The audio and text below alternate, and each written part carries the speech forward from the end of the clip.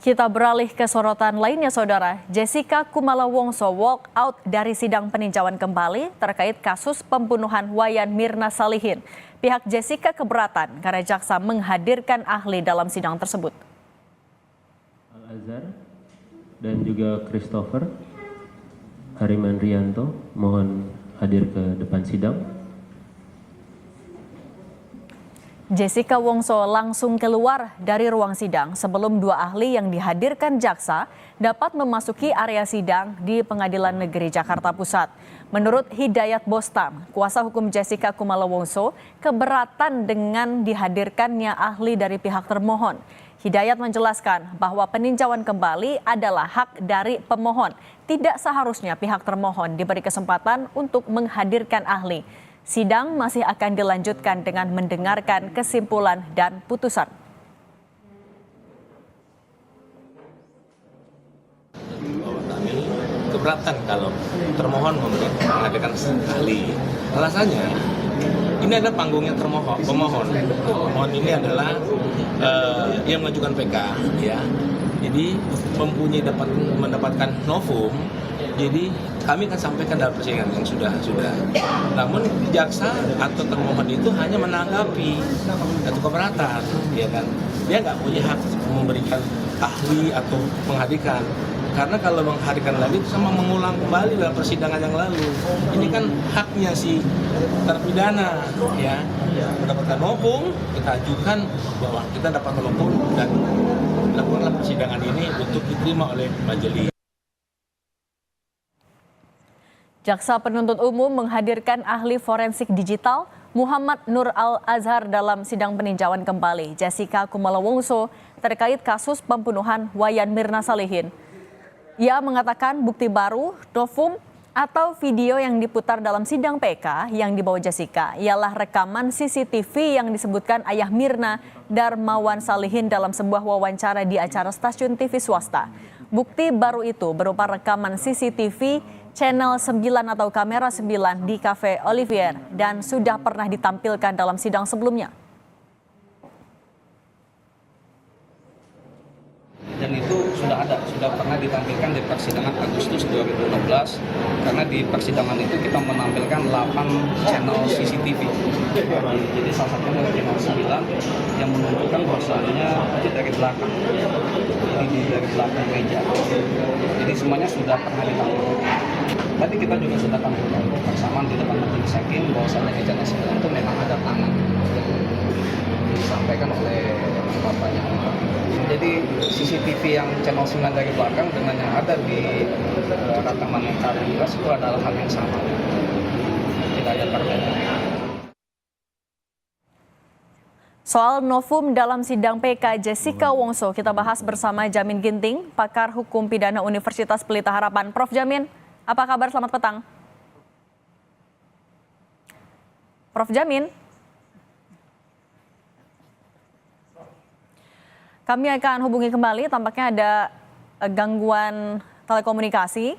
Dan sidang PK yang dilaksanakan pada hari ini di PN Jakarta Pusat menghadirkan ahli oleh jaksa. Ini yang kemudian diprotes oleh pihak dari Jessica Wongso.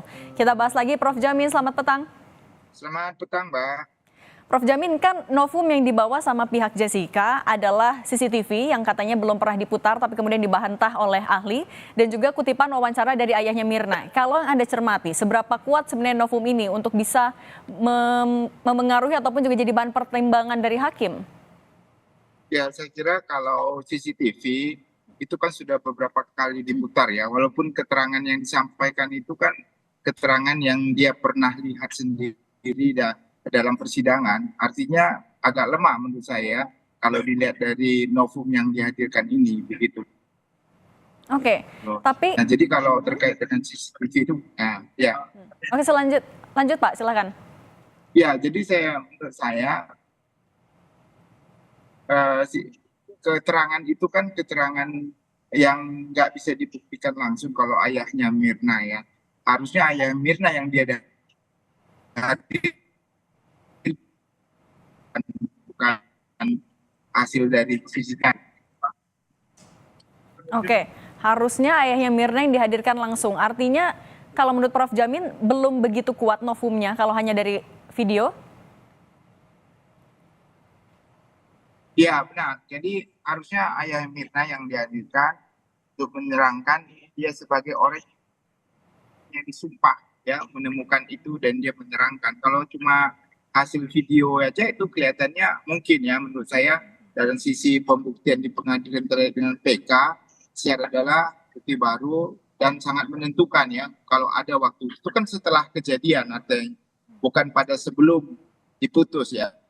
Kecuali kalau di pengadilan negeri itu video dan menurut saya hakim juga menilai itu sebenarnya tidak menentukan lagi begitu waktu mereka mengambil putusan. Oke. Prof. Jamin, tapi sebenarnya seperti apa standar hukum yang digunakan oleh majelis hakim dalam menilai validitas dari novum yang diajukan? Ya, validitas itu tentu didasarkan kepada belum pernah diajukan di persidangan pertama, yang kedua sangat menentukan apabila ada novum itu sebelumnya maksudnya berbeda ya. Terus ketiga itu didapat 180 hari sebelum diajukannya permohonan PK ini. Itu dasarnya. Jadi harus ada nanti yang disumpah. Dia disumpah kalau benar-benar itu didapatnya 180 hari sebelum permohonan PK. Begitu. Oke, kemudian kalau dari novum yang diajukan ini, kita misalnya maju ke nanti ke saat putusan, apa dampaknya apabila ditolak oleh hakim, apabila dikabulkan oleh hakim, dampaknya apa?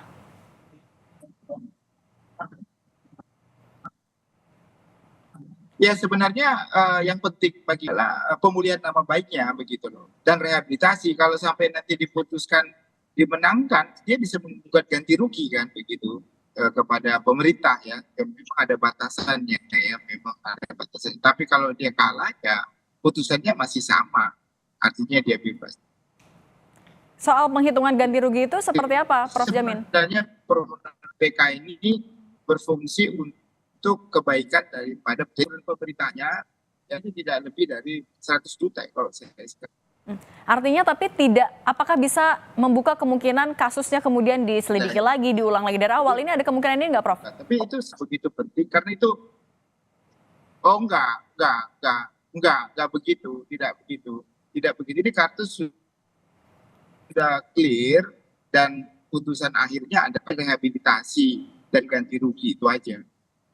Oke, nah kalau dengan walkoutnya Jessica juga, kalau yang Anda cermati sebenarnya ini apakah juga akan menentukan pertimbangan hakim? Atau duduk perkara seperti apa? Apakah memang sebenarnya jaksa tidak boleh lagi mengajukan ahli?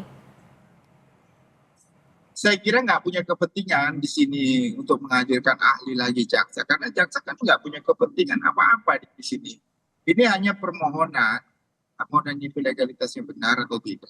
Jadi nggak perlu lagi. Walaupun ada ya kontra PK ya dari jaksa penuntut umum ya, tapi untuk memperkuat kontra PK ini saya kira jarang sekali yang ada jaksa untuk menghadirkan ahli itu. Oke. Hanya untuk legalitas saja, melegalitas apa yang dimohonkan pemohon PK. Baik. Prof. Jamin Ginting, terima kasih sudah berbagi di Kompas Petang. Sehat selalu, Prof. Jamin. Tidak wajar sebenarnya jaksa. Baik, terima kasih.